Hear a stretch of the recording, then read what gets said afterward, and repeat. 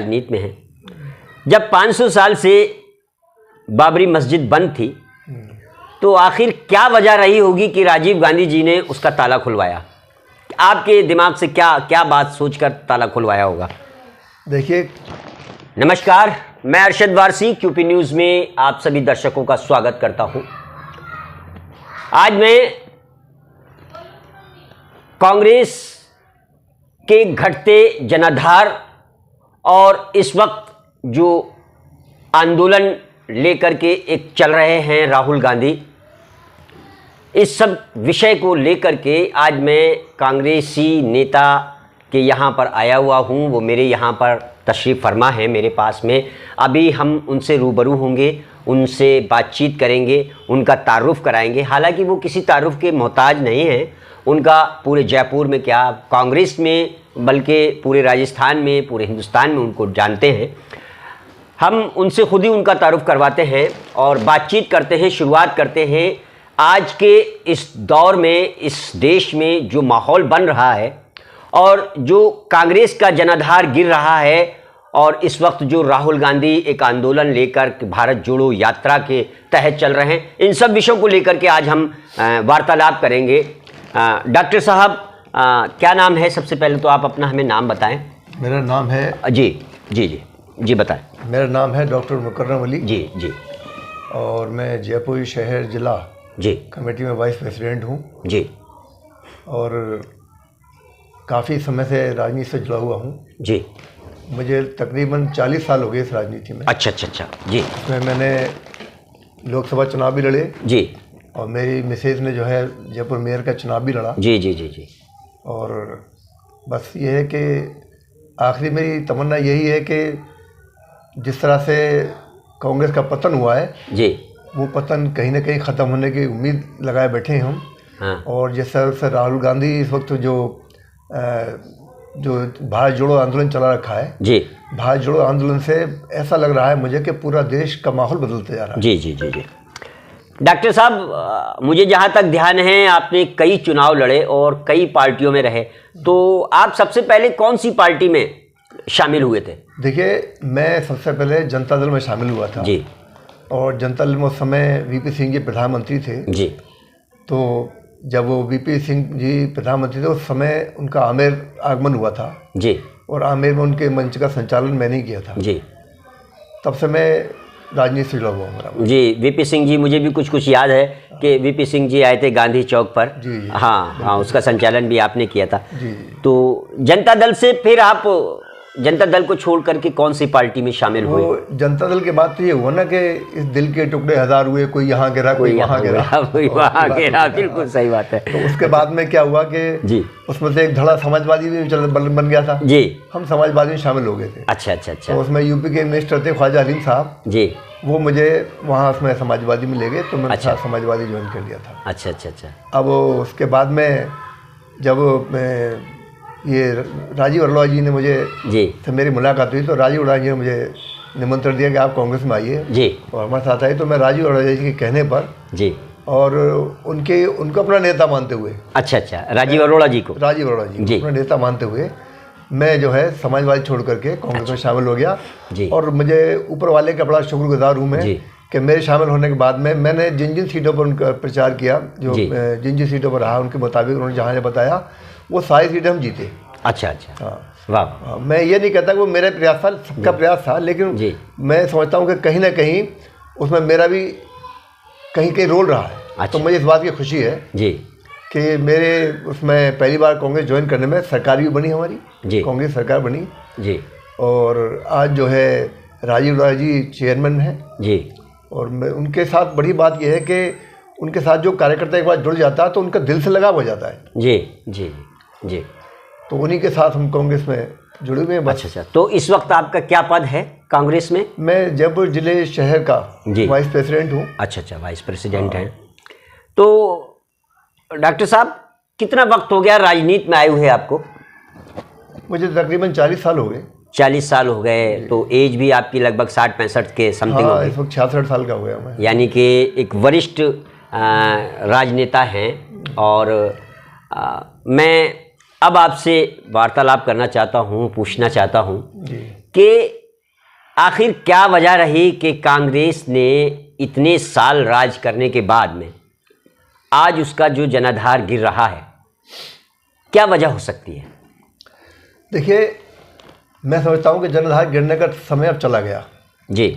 अब जनाधार बढ़ने की तरफ वापस हो गया, क्योंकि हर चीज़ का एक मौसम बदलता है जी, और कभी गर्मी, कभी सर्दी, कभी बरसात, सब होते रहते हैं जी। तो कोई चीज़ कभी स्थायी नहीं होती है। जी जी, बिल्कुल बिल्कुल। और कांग्रेस ने बहुत समय तक राज किया जी। तो एक तो उसका कहीं ना कहीं एंटी इनकम्बेंसी बना जी। दूसरी चीज़ ये रही कि कुछ न कुछ कांग्रेस से गलतियाँ हुई जी, जिसकी वजह से कई क्षेत्रीय दल उभर आए जी, और क्षेत्रीय दल उभरने से सबसे बड़ा नुकसान कांग्रेस को हुआ जी। क्षेत्रीय दल में बताऊँ आपको मैं, जैसे कि कांग्रेस के सबसे पहला जो टूटने का आधार बना जी, वो बना बाबरी मस्जिद के गिरने से जी। बाबरी मस्जिद जो गिरी उसके बाद में कांग्रेस का जनाधार एक तरह से जो मुस्लिम वोटर था वो सारे खिसक गया था जी, और कई स्टेट में जहाँ जहाँ क्षेत्रीय पार्टियाँ थी उनकी तरफ डाइवर्ट हो गया वो जी। तो पहला नुकसान ये हुआ। दूसरा नुकसान ये हुआ कि जो दलित था, जो हमेशा कांग्रेस के साथ हुआ करता था जी, वो दलितिज्म से छिड़क गया जी, कांग्रेस का नुकसान हुआ। उसके पश्चात क्या हुआ कि फिर जो ओबीसी वर्ग था, ओबीसी वर्ग भी अलग अलग क्षेत्रीय दलों में बिखर गया जी। तो हमारे पास जो जनाधार था कांग्रेस का, असल जनाधार जो था वो ओबीसी था, दलित था, मुस्लिम वोट बैंक था जी। ये सब खिसकने से कांग्रेस का जनाधार एकदम घट गया जी जी जी। अच्छा, मैं एक बात जानना चाहता हूँ, बहुत दिनों से मेरे जहन में ये सवाल है, आप तो 40 साल से राजनीति में हैं। जब 500 साल से बाबरी मस्जिद बंद थी तो आखिर क्या वजह रही होगी कि राजीव गांधी जी ने उसका ताला खुलवाया? आपके दिमाग से क्या क्या बात सोचकर ताला खुलवाया होगा? देखिए, कुछ बात ऐसी होती है कि पत्ता पत्ता बूटा बूटा राज हमारा जाने है जी, जाने न जाने गुल ही न जाने बाग तो सारा जाने है जी। इस बात को ज़्यादा मैं कहना नहीं चाहता जी जी जी जी, लेकिन ये है कि सब जानते हैं कि ये सब क्यों हुआ, कैसे हुआ। अब मैं आपसे पूछना चाहता हूँ, ये जो भारत जोड़ो आंदोलन लेकर के कि यात्रा लेके भारत भ्रमण पर राहुल गांधी जी निकले, इससे क्या होगा? देखिए, जो पिछले कुछ सालों में देश का माहौल बिगाड़ा गया है 8 साल से जी, उस देश के माहौल में कहीं ना कहीं जो है ना, राजीव गांधी ने जो ये राहुल गांधी ने जो ये यात्रा निकाली है जी, इससे लोगों की समझ में आ रहा है जी कि देश का उद्धार किस चीज़ में है, कौन सी पार्टी देश को चला सकती है, कौन सी पार्टी देश का जो है जनता को साथ लेके चल सकती है। आज देखिए कि पिछले सालों से आप देख रहे हैं कि साहब हर चीज़ बिकती जा रही है। एक तरफ जो लोग ये कहा करते थे साहब मैं देश नहीं बिकने दूंगा, वो देश को बेचने में ज़बरदस्त तरीके से तुले हुए रात दिन एक ही इस मुहिम में लगे रहते हैं कि आज क्या चीज़ बेचनी है हमें। BSNL बेच दिया, आपके रेलवे बेच दिया, रेलवे के प्लेटफार्म बेच दिए, हवाई अड्डे बेच दिए, हवाई अड्डे के टिकट बेच दिए, प्लेटफार्म बेच दिए उनके, वहाँ को अंदर एंटर करके तो वो भी पैसा देगा वहाँ पर। और आज ये नौबत ये आ गई है कि देखिए पेट्रोल डीजल के भाव कहाँ पहुँच गए। आज ये कहते हैं कि साहब पेट्रोल जो है उसमें पाकिस्तान में 200 रुपये लीटर है, ये कहते हैं, लेकिन उसकी करेंसी तो देखिए, उसकी करेंसी और हमारी करेंसी में कितना फ़र्क है। नहीं तो हमें पाकिस्तान से क्या लेने देना, हमें पाकिस्तान से क्यों हम कंपेयर करते हैं? मैं एक बात ये बता रहा हूँ आपको, आजकल मीडिया में कई जो मीडिया हैं, गोदी मीडिया, वो इस चीज़ का प्रचार कर रहे हैं। देखिए साहब वहाँ तो 200 रुपये है, हमारे यहाँ तो कम है जी जी, हमारे यहाँ कम नहीं है, उससे ज़्यादा महंगा है। आप उसकी करेंसी उठा के देख लीजिए आप। आज हमारे देश में जो डॉलर की कीमत है वो 82 रुपये से ऊपर पहुँच चुकी है जी।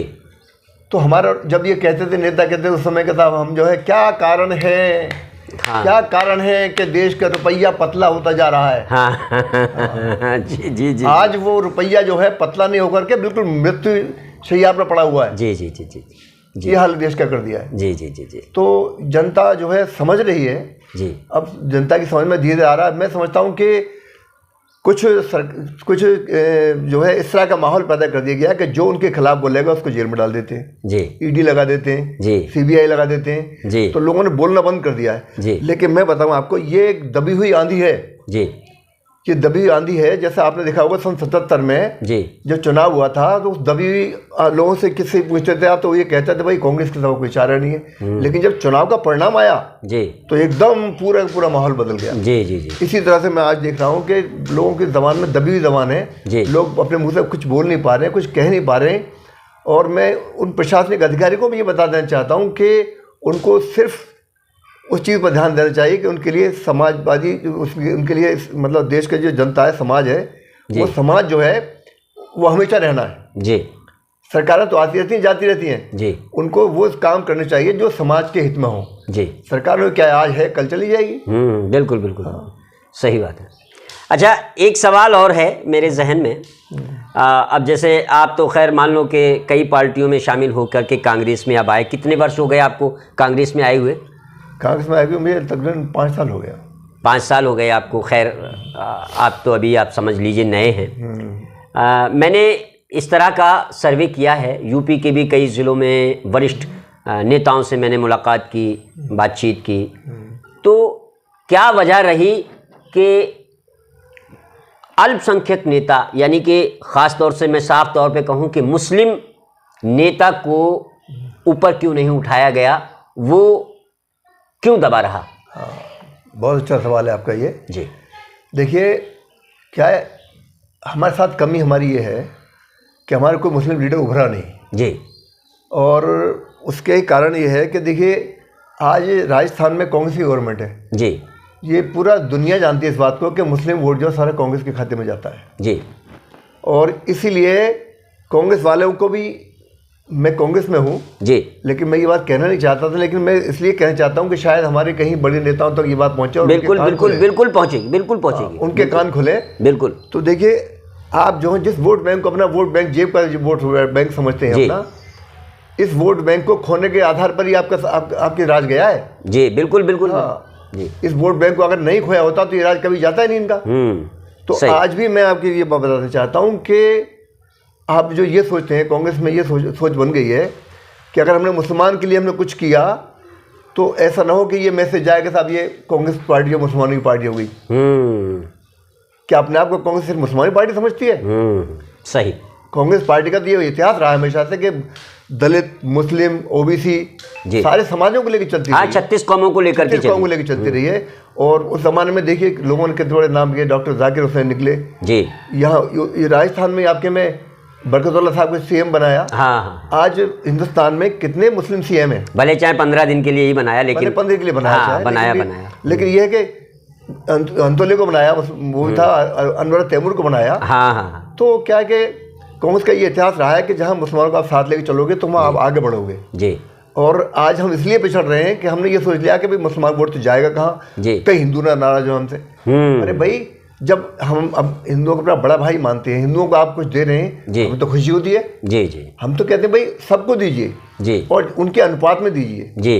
उनके अनुपात में देंगे तो क्या है, हर समाज, हर कौम जो है आपके साथ जुड़ी रहेगी जी। और जो कांग्रेस का इतिहास है, सच्चा इतिहास है, वो जारी रहेगा जी। और जारी रहेगा तो मैं समझता हूँ कि पूरे देश में वापस से कांग्रेस की हवा बढ़नी है जी। इसको कोई फिर रोक नहीं सकता जी। डॉक्टर साहब, आप समाजवादी पार्टी में कितने साल रहे? समाजवादी पार्टी में मैं करीब 4 साल रहा। 4 साल रहे। मेरा एक समाजवादी पार्टी से रिलेटेड सवाल है, जो मैंने इसके ऊपर एक डिबेट भी कराई थी। हमारे यहाँ के जो समाजवादी पार्टी के प्रदेश सचिव हैं यादव जी, विनोद यादव जी, वो आए थे, बसंत हरियाणा जी से थे। उस वक्त भी मैंने उनसे सवाल पूछा था कि राजस्थान में समाजवादी पार्टी अपना वजूद क्यों नहीं कायम कर पाई, क्या वजह रही?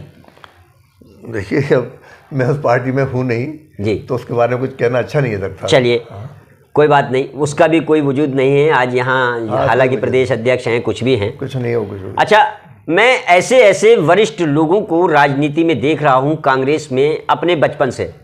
मैं इस आमेर में ही देख लूँ कि आमेर में 80-80 साल के, 70-70 साल के लोग हो गए कांग्रेस में। समझ लो एक तरह से उनका जन्म हुआ कांग्रेस में और कांग्रेस में ही पले बड़े सब कुछ हुए, लेकिन उन्होंने कोई मुकाम हासिल नहीं कर पाए, यहाँ तक कि एक ज़िला अध्यक्ष तक नहीं बन पाए। तो ये वजह रही, या फिर मैं ये कहूँ कि जो ऊपर तबके पे बैठे हुए थे लोग, हमारे मुस्लिम नेता, अल्पसंख्यक के नेता, उन्होंने नीचे कार्यकर्ताओं के लिए कुछ करना नहीं चाहा। क्या कहना चाहेंगे आप, क्या रोशनी डालेंगे? देखिए, जब से अभी जो सरकार आई है जिसमें सीएम गहलोत साहब बने हुए हैं जी, उस सरकार के आने के बाद में बहुत दूर मत जाइए, अपने आमेर के देख लीजिए आप। जी। आमेर में जो अभी पिछला जो चुनाव हुआ था नगर निगम का, उस समय जो आमेर का जो शहर अध्यक्ष था, आमेर शहर अध्यक्ष था, वो बीजेपी में चला गया जी। उसके बाद से अभी तक कांग्रेस का अध्यक्ष आमेर में नहीं बनाया गया। कोई आंदोलन होगा तो किसके बेस पर होगा, कौन उसका अगुवाई करेगा, वो सब ठंडा पड़ा हुआ है जी। इसके अलावा देखिए कि म्यूनिसिपल बोर्ड या जो नगर निगम बोर्ड बनना है, उसमें जो नियुक्तियां होती हैं सरकार की तरफ से जी, वो नियुक्तियां आज तक हो नहीं पाई हैं, वो रुकी पड़ी हैं जी। जयपुर शहर का जो जिला अध्यक्ष का जब बात है, जयपुर शहर जिला अध्यक्ष की बात है, तो एक व्यक्ति एक पद वाली बात चली आ रही थी। और मैं समझता हूँ कि जो जयपुर में नया अध्यक्ष बनाने की कवायद चली थी जी, वो कवायद ठंडी हो गई होकर रहेगी जी। तो कहीं ना कहीं कार्यकर्ताओं में सुस्ती आती है जी। अगर आप उसको एक्टिव रखेंगे तभी एक्टिव होगा, वरना कार्यकर्ता तो अपनी सुस्ती में पड़ा रहता है जी। बिल्कुल, उसको जब तक कोई नेतृत्व तो नहीं मिलेगा तब तक वो कोई काम नहीं होता जी जी जी जी। तो सबसे पहले तो ये है कि जहाँ के जिलाध्यक्ष बनाने वहाँ जिलाध्यक्ष बनाए जाएं, क्योंकि चुनाव भी ज़्यादा दूर नहीं है जी। ये 1-1.5 साल का जो समय है, ये कोई बहुत ज़्यादा समय नहीं होता, बहुत जल्दी भाग करके आता है ये जी। और अगर आपको फिरकापरस्त ताकतों को हराना है जी, तो संगठन को मजबूत करना पड़ेगा जी। नगर निगम वगैरह में जो नियुक्तियाँ कार्यकर्ताओं को नियुक्त कीजिए आप, जो कहीं ना कहीं जो संगठन में नियुक्त कीजिए उनको आप जी। किसी कार्यकर्ता को कुछ देने से आपका कुछ हिस्सा नहीं है, कुछ कम नहीं होता आपका जी, बल्कि कार्यकर्ता आपकी चर्चा करता है। बिल्कुल बिल्कुल। और बिल्कुल। वो चर्चा जो पूरे में जाती है तो कार्यकर्ताओं में एक जोश पैदा होता है जी। वो जोश की कहीं ना कहीं हमें कमी नजर आ रही है, ये हमें बाद में खल सकती है जी। बाद में चुनाव के टाइम में हम बहुत खलेगी ये चीज़ जी जी जी। मैं समझता हूँ अभी भी समय है कि जो जगह खाली पड़ी है उनको भरा जाए जी, बहुत ज़रूरी है जी जी जी। जो पदाधिकारियों की जो जगहें खाली हैं उन पर पदाधिकारी लगाए जाए, है ना। हाँ, अच्छा, एक समझ लीजिए तमगा ऐसा मिलता है मुसलमानों के लिए कि दरी पट्टी उठाने वाले, सोशल मीडिया पे बहुत चलता है दरी पट्टी उठाने वाले, कि ये कांग्रेस में सिर्फ दरी पट्टी ही उठाते हैं। और जहाँ तक है मैंने देखा भी है, जयपुर में तो मैं अपने बचपन से देख रहा हूँ कि अब जाके कहीं 3 मुसलमान जो है विधायक बने हैं। अभी अमीन कागजी जी बने हैं, उससे पहले माहिर आज़ाद साहब थे, आदर्श नगर से शायद एक बार रहे, आप नहीं हारे हुए नहीं रहे, दोनों बार हार गए, शायद कहीं और से रहे, वो विधायक रहे, नगर से रहे थे जी।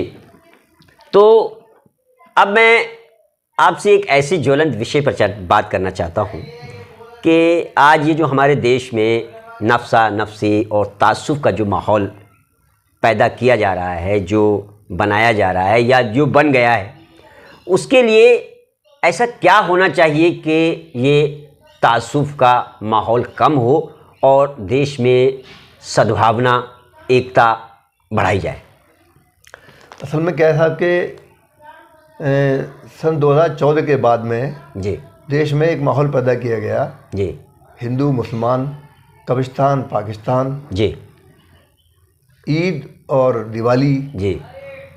तो इससे क्या है कि कुछ जो मैं समझता हूँ ज्ञानी लोग नहीं मानता उनको, मैं अज्ञानी मानता हूँ जी। और हमारे देश की जनता जो है ना वो है गतानी गत को लोके वाली कहावत है, गतानी गत को लोके। तो उसमें जो है ये आँख मिल के भेड़ चाल चलने वाले लोगों में से उन्होंने कहा अच्छा यही आदमी है जो मुसलमानों को ठोक सकता है।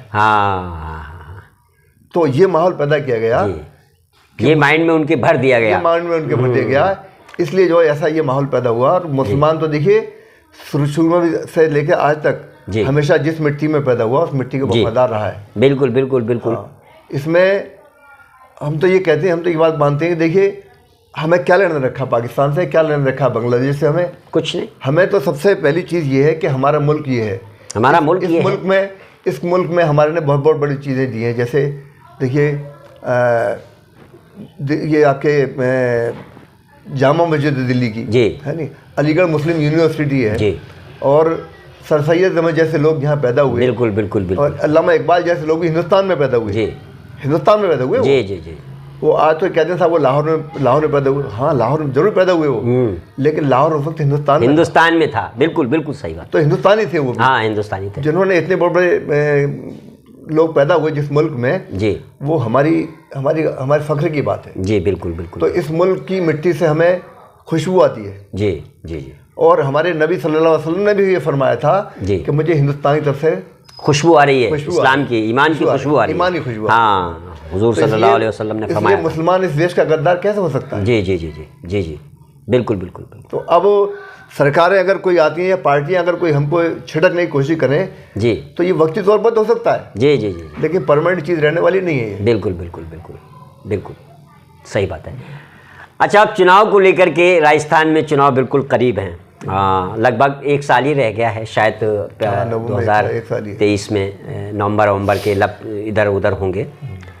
तो क्या लगता है राजस्थान में कांग्रेस का कैसा माहौल रहेगा? और आप तो जनता के बीच में भी रहते हैं, क्या रुझान निकलने वाले हैं? देखिए, ऐसा है कि अशोक गहलोत जी ने जो काम किए हैं जी, ये पहली बार ऐसा हुआ है कि जैसे उन्होंने एक चिरंजीवी योजना चलाई जी। इस चिरंजीवी योजना में 10 लाख रुपए तक का फ्री इलाज जी हिंदुस्तान के किसी कोने में नहीं है जी, कहीं नहीं हुआ ऐसा जी। पहली बार देश में शहरों में रोजगार गारंटी योजना जी, किसी भी हिंदुस्तान के किसी भी सूबे में नहीं है। जी जी जी। तो गहलोत जी के कार्य जो हैं जी, वो बोलते हैं जी। और मैं समझता हूँ कि अब जनता जो है काम के आधार पर वोट देगी जी, ना कि हिंदू मुसलमान के नाम पर वोट देगी। जी जी जी, बिल्कुल। काम के हिसाब से कांग्रेस जो है जी, मैं समझता हूँ कि कांग्रेस की वापस सरकार रिपीट होनी है और ये पहली बार इतिहास बदलेगा यहाँ का। बिल्कुल। दोबारा रिपीट करेगी कांग्रेस, दोबारा रिपीट करेगी कांग्रेस जी। अच्छा, मैं अब इस आमेर में की बात को लेकर से थोड़ी सी चर्चा करना चाहता हूँ आपके। आमेर एक पर्यटक स्थल है, विश्व धरोहर है, यूनेस्को में इसका नाम है। स्थानीय विधायक या स्थानीय राजनेता लोगों ने कभी इसके विकास की ओर ध्यान क्यों नहीं दिया? आप तो यहाँ के बाशिंदे हैं, आप तो बहुत ज़माने से यहाँ रह रहे हैं। एक विश्व स्तर पर, विश्व शिखर पर देखा जाने वाला आमेर जिसका यूनेस्को में नाम है, उसकी ऐसी हालत क्या कहेंगे आप? क्यों ऐसा क्यों हुआ? इसके विकास के लिए सरकार ने, कांग्रेस ने या भाजपा रही उसने क्यों नहीं कदम उठाए? ना तो यहाँ पर सैटेलाइट हॉस्पिटल है, ना ही यहाँ कोई अन्य वैसी सुविधाएं हैं। सड़कों की हालत जर्जर है, लाइटें हैं नहीं, लाइटें भी हैं वो भी जर्जर हैं। क्या कभी आप जैसे नेताओं ने इसके लिए आंदोलन नहीं किया? क्या वजह रही कि इसका विकास नहीं हुआ? मैं जानना चाहता हूँ आपसे। मैंने अभी आपको एक बात कही कि फिलहाल आमेर में कोई संगठन नहीं है, पहली चीज़ जी। दूसरी चीज़ ये, जहाँ तक विकास की बात है तो अभी कांग्रेस गवर्नमेंट ने आपका जो आमेर का हॉस्पिटल है ना, इसको सैटेलाइट हॉस्पिटल में तब्दील कर दिया है, लेकिन अभी बिल्डिंग की कमी की वजह से वो सारे नहीं हो पाया है, लेकिन वो तो हो चुका जी। सैटेलाइट हॉस्पिटल आमेर में जी, ये पक्का हो गया, ये तो बनेगा, बन ही गया समझिए। अच्छा, दूसरी चीज़ ये रही कि देखिए यहाँ के जो विधायक रहे, यहाँ से हमारे जो क्षेत्रीय लोग रहे जी, उन्होंने, ये सही बात है कि उन्होंने कभी कांग्रेस की गवर्नमेंट आई या कभी बीजेपी गवर्नमेंट आई, उन्होंने कभी आमेर की तरफ ध्यान नहीं दिया जी। अभी इस चुनाव में देखिए सरकार कांग्रेस की है जी। इस सरकार के होने के बावजूद जो ना रफ़ीक खान वहाँ से शहर से आकर के आपके आमेर के जो ये है आपका मावठा, इसको भरवाने के लिए गहलोत जी से परमिशन करवाई जी, मावठा भरवाया जी। तो और जो लोग हैं हमारे शहर में जो बैठे हुए हैं, उन लोगों का ध्यान तो है, लेकिन जो आमेर के प्रॉपर नुमाइंदे हैं जी, वो इसका ध्यान नहीं। मावठा कैसे भरवाया? मावठा ये इसका जो पानी है ना, बीसलपुर का पानी। हाँ, अच्छा, उसमें पाइप तो वो तो बहुत पहले से वो लगा, वो पहले था, लेकिन वो बंद हो गया था, पानी डालना बंद हो गया था उसमें। वो सलमान खान की जो फिल्मों में अम्मा बनती हैं, वो उस वक्त मंत्री थी, उनकी कोशिश से ये हुआ था जी जी। तो अब जैसे जो आज के पार्षद हैं, मान लीजिए 2 भाजपा के हैं और 2 कांग्रेस के हैं, तो इस वक्त मोहल्लों की सड़कों की, चलिए भाई बरसात है, बरसात तो अभी आई है, लेकिन 15 दिन पहले, 20 दिन पहले बरसात जा चुकी है। क्या पार्षद इस ओर ध्यान क्यों नहीं दे रहे हैं कि जो जर्जर हालत है सड़कों की? कांग्रेस की सरकार है, 2 पार्षद भी हैं कांग्रेस के, तो क्या कहेंगे इस पे? असल में देखिए, जो ये आमेर और कुंडा वाला जो रोड है ना, ये रोड जो है, ये दोनों पार्षदों से अलग है जी। एक पार्षद इस साइड में और एक पार्षद इस साइड में, जो कांग्रेस के पार्षद हैं जी। और ये जो रोड आती है इसका विकास का जिम्मेदारी आती है विधायक के ऊपर जी, जो आमिर विधायक है जी जी।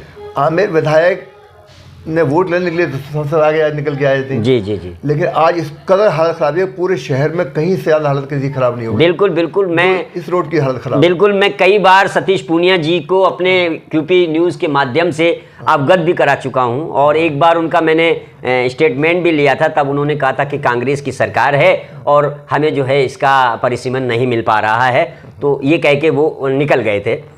तो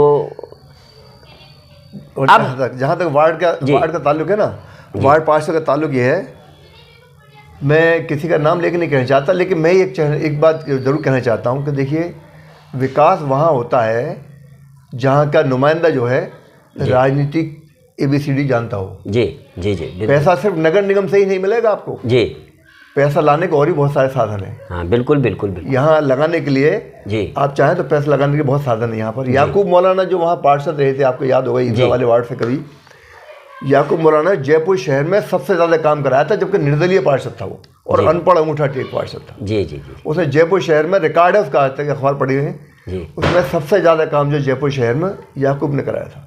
हाँ, याकूब पार्षद थे, ये अपने ईदगाह वाले वार्ड से, वार्ड 54 या 51 होता था जी जी जी, उस वक्त की बात है जी जी जी। तो उन्होंने इतना काम कराया था अनपढ़ होने के बावजूद जी जी जी। तो आदमी को काम करने की लगन होनी चाहिए जी, उसको पता होना चाहिए कि भाई हम कहाँ से पैसा ला के लगा सकते हैं यहाँ। बिल्कुल बिल्कुल। अब आप ऐसे नुमाइंदे चुनते रहेंगे तो ऐसे ही हाल रहेगा जी जी जी जी जी। नहीं, मेरा कहने का मतलब ये है कि जो यहाँ के घरेलू ज़मीनी जो नेता हैं, जो मान लीजिए थाने में भी अपनी पहुँच रखते हैं, नगर निगम में भी अपनी पहुँच रखते हैं, पार्षद के यहाँ भी अपनी पहुँच रखते हैं, विधायक के यहाँ भी अपनी पहुँच रखते हैं, वो नेता इसके विकास के लिए क्यों नहीं मुद्दा उठाते हैं और क्यों नहीं कोई बात करते हैं? देखिए कि मुद्दा उठाने के लिए भी वही बात आती है कि भाई किसके पीछे कितना वजन है जी। आपको यहाँ पर अध्यक्ष यहाँ पर नहीं है जी, सेक्रेटरी जनरल सेक्रेटरी यहाँ का नहीं है जी, वाइस प्रेसिडेंट यहाँ नहीं है जी, तो किसको कहेंगे साहब ये हमारा नुमाइंदा ये चल के बात करे, किसकी बात सुनेंगे? पर्सनली आप कोई एक आदमी के हिस्से जाएंगे तो उसकी एक इकाई गिनी जाएगी जी। अगर एक अध्यक्ष जाता है तो पूरे आमेर की जो जितनी भी जनता है उसकी नुमाइंदगी चुनी जाएगी जी, तो उसमें वजन कहाँ से आएगा? अभी आपका संगठन यहाँ है नहीं जी, तो कौन सुनने वाला है जी जी जी। ये बात है, संगठन का होना बहुत ज़रूरी चीज़ है, संगठन से ही सब कुछ बनता है। संगठन के बिना न सरकारें आती हैं और न सरकारें गिराई जा सकती हैं। बिल्कुल बिल्कुल बिल्कुल। आज के हमारे इस साक्षात्कार में हमारे जो पास में बैठे हैं डॉक्टर मुकर्रम अली साहब, ये कांग्रेसी नेता हैं और आप लोगों ने इनकी बातें सुनी हैं। सबसे पहले तो आपने अगर हमारा चैनल सब्सक्राइब नहीं किया है तो चैनल सब्सक्राइब करें और बेल आइकन ज़रूर दबाएं ताकि हमारे आगे की अपडेट आपको मिलती रहे। और कमेंट्स के माध्यम से जो आज हमारी ये वार्तालाप हुई है उसको कमेंट्स के माध्यम से बताएं कि आपको हमारे मुद्दे, जिन मुद्दों पे हमने बात की है, आपको कैसे लगे, और इसमें अगर आप लोग भी कोई सुझाव देना चाहते हैं तो अपने कमेंट्स बॉक्स में जा करके आप अपना सुझाव क्यूपी न्यूज़ के माध्यम से कांग्रेस तक या उन राजनेताओं तक पहुंचा सकते हैं। नमस्कार, धन्यवाद। मैं अरशद वारसी आमेर से।